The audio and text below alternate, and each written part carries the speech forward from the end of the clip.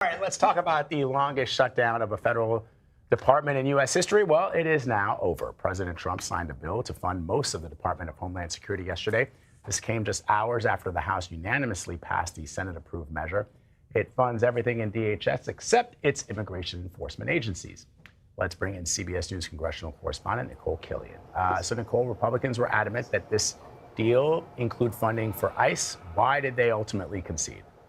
Yeah, well, first I have to point out, you guys are having way too much fun on a Friday. And since you're on that throwback set, we're going to throw it back to a time when the government was actually funded. And now, some 2 months later, it is funded again, more specifically, portions of the Department of Homeland Security. But look, there were concessions on both sides here, because at the end of the day, this really is the same bill that's been sitting in Congress for months now, except it's just broken apart. So, of course, you had Democrats who didn't want to provide any new funding for immigration enforcement, ICE, Border Patrol. They also wanted reforms, none of which they secured. But because of that, Republicans had to split off that funding for ICE and Border Patrol into a separate bill that they are currently working on. But in the meantime, they went forward in passing funding for the rest of the Department of Homeland Security, which was on the verge of running out of money.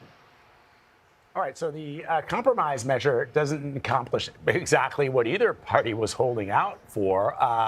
So I guess the question is, why couldn't they have just done this, months ago? Why did it take the Commandant of the Coast Guard in an interview with CBS News saying, hey, you know what? By tomorrow, today, Friday, we're not going to have any money to pay because the Coast Guard is actually under the Department of Homeland Security. Why did it take for that, for these members of Congress, and I don't care which party they're a part of, to just do what's right for the American people?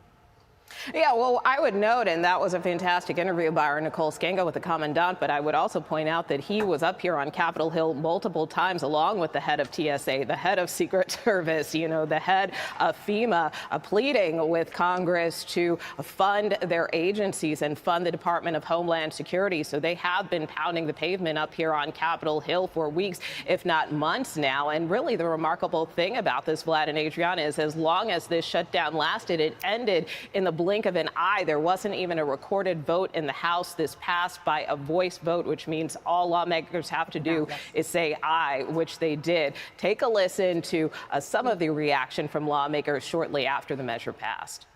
I don't know what happened. They just had an attack of sensibility over on the other side and actually got it passed. I'm glad they did, but wow, really? Like, who wants to do this again? It's not fair to the hardworking people at the Department of Homeland Security, and especially those who are risking their lives for us. And, it's not good for the taxpayer.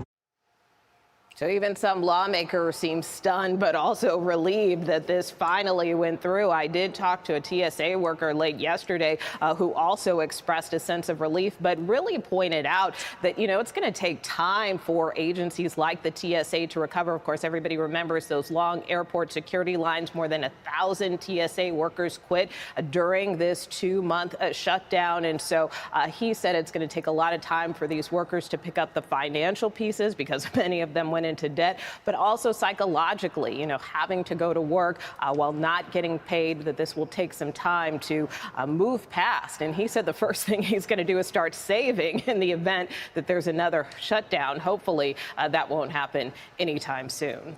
Well, people are rattled. Nikole Killion, thank you so much.